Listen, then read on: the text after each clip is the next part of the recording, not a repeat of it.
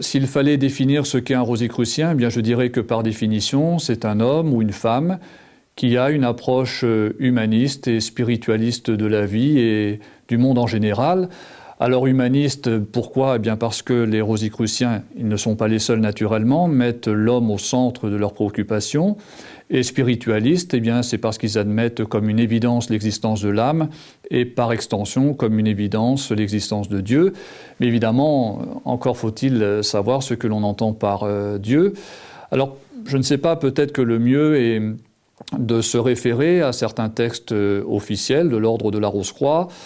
Par exemple, si on considère la définition qu'on peut donner au terme humaniste qui est de plus en plus employé, eh bien on peut se référer à un manifeste qui a été publié par l'ordre de la Rose-Croix en 2001 et à la page 8. Donc ce manifeste, j'en profite pour peut-être le préciser davantage, est considéré par certains historiens de l'ésotérisme comme le 4e manifeste. Vous savez certainement que l'ordre de la Rose-Croix s'est fait connaître au XVIIe siècle par la publication de 3 manifestes, la Fama Fraternitatis, la Confessio Fraternitatis et les Noces chimiques de Christian Rosenkreuz, qui ont été publiés respectivement en 1614, 1615 et 1616. Et Lamarck, donc en 2001, a pensé que le moment était venu de publier un 4e manifeste, ce qui a été fait sous le titre Manifesto Positio Fraternitatis Rosae Crucis. Et dans ce manifeste, donc, tous les responsables de l'ordre à travers le monde, qui forment ce que l'on appelle traditionnellement le Conseil suprême, eh bien, ont donné leur position sur l'état actuel de l'humanité et, selon nous, les remèdes qu'il faudrait apporter pour qu'elle sorte de la crise générale à laquelle elle est confrontée depuis plusieurs années. Alors peut-être qu'il est intéressant de lire les quelques lignes qui figurent sur la couverture de ce manifeste. Donc je l'ai dit, en cette première année du 3e millénaire, puisqu'on était en 2001, sous le regard du Dieu de tous les hommes et de toute vie, nous, députés du Conseil suprême de la Fraternité Rosicrucienne, avons jugé que l'heure était venue d'allumer le 4e flambeau RC afin de révéler notre position sur la situation actuelle de l'humanité et mettre en lumière les menaces qui pèsent sur elle, mais aussi les espoirs que nous plaçons en elle. Donc c'est un manifeste qui fait une trentaine de pages. Et pour ce qui est de la définition de l'humanisme, qu'on peut évidemment commenter, eh bien on lit le paragraphe suivant, entre autres. En raison de notre ontologie, nous considérons que l'homme est la créature la plus évoluée de celles qui vivent sur Terre, même s'il se comporte souvent d'une manière indigne au regard de ce statut. S'il occupe cette situation privilégiée, c'est parce qu'il possède la conscience de soi et le libre arbitre. Il est donc capable de penser, d'orienter son existence par ses propres choix. Nous croyons également que tout être humain est une cellule élémentaire d'un seul et même corps, celui de l'humanité entière. En vertu de ce principe, notre conception de l'humanisme consiste à dire que tous les hommes devraient avoir les mêmes droits, bénéficier du même respect et jouir de la même liberté, et ce, indépendamment du pays où ils sont nés et de celui où ils vivent. Donc je pense que ces quelques lignes résument bien la définition que l'ordre de la Rose-Croix donne au terme humanisme, humaniste, et d'une manière générale, on peut dire que être humaniste de nos jours, eh bien, c'est mettre l'homme au centre de nos préoccupations, évidemment sans aucune distinction, et c'est faire tout ce que l'on peut faire pour œuvrer au bien-être donc de tous les pays, de toutes les nations. En fait, on peut dire que l'humanisme, c'est tout à fait le contraire de l'individualisme et naturellement le contraire de nationalisme.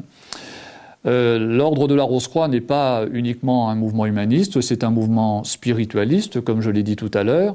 Cela veut dire que nous tenons pour une évidence l'existence de l'âme en l'homme et l'existence de Dieu. Alors peut-être que là on peut faire quelques commentaires. Qu'est-ce que l'âme d'un point de vue rosicrucien? Eh bien nous pensons que c'est l'énergie spirituelle qui anime tout être humain au sens de donner vie et conscience. Autrement dit, nous pensons que l'âme, c'est cette énergie spirituelle grâce à laquelle tout être humain peut vivre, avoir conscience et évoluer. Et par extension, nous pensons que l'âme humaine est une émanation de l'âme universelle qui imprègne, comme son nom l'indique, l'univers. Et cette âme universelle, donc, d'un point de vue rosicrucien, est pure et parfaite en essence. Donc cela veut dire que tout être humain, virtuellement, potentiellement, est pur et parfait en essence, mais il n'en a pas conscience. Et le but de son évolution spirituelle, selon nous, eh bien, c'est graduellement de prendre conscience de cette pureté, de cette perfection latente, et d'en venir à l'exprimer à travers nos pensées, nos paroles et nos actions. Alors évidemment, on pense qu'un tel but ne peut pas être atteint en une seule vie, et c'est la raison pour laquelle de nombreux rosicruciens sont partisans de la réincarnation. Quand je dis de nombreux rosicruciens, c'est parce que la réincarnation n'est pas un dogme dans l'ordre de la Rose-Croix, de sorte qu'il y a des rosicruciens qui n'adhèrent pas donc à cette croyance. Donc voilà globalement pour ce qui est de l'âme humaine. Pour ce qui est de Dieu, naturellement, d'un point de vue rosicrucien, Dieu n'est pas un surhomme qui se tiendrait quelque part dans le ciel et qui se comporterait à l'égard des hommes comme un père envers ses enfants. Bon, des millions, des centaines de millions, peut-être même des milliards d'individus ont cette approche de Dieu qui est respectable en soi, mais qui, de notre point de vue, est quelque peu primitive. Donc nous pensons plutôt que Dieu, c'est l'intelligence universelle, la conscience universelle, l'énergie universelle, la force universelle, qui est à l'origine de toute la création et qui se manifeste dans la création à travers des lois immuables et parfaites. D'un point de vue rosicrucien, il est absolument impossible de comprendre, de concevoir ce qu'est Dieu en tant qu'intelligence universelle, mais nous pensons qu'il est possible d'étudier les lois par lesquelles Dieu, au sens que je viens de donner, se manifeste dans l'univers, dans la nature et dans l'homme. Cela veut dire que les rosicruciens donc s'intéressent davantage aux lois divines qu'à Dieu lui-même. Et nous pensons que le but de la vie sur Terre, eh bien, c'est d'étudier ces lois, et peut-être surtout de les mettre en pratique de manière à rendre notre vie aussi conforme que possible à nos espérances. Donc voilà en quelque sorte l'approche de Dieu d'un point de vue rosicrucien.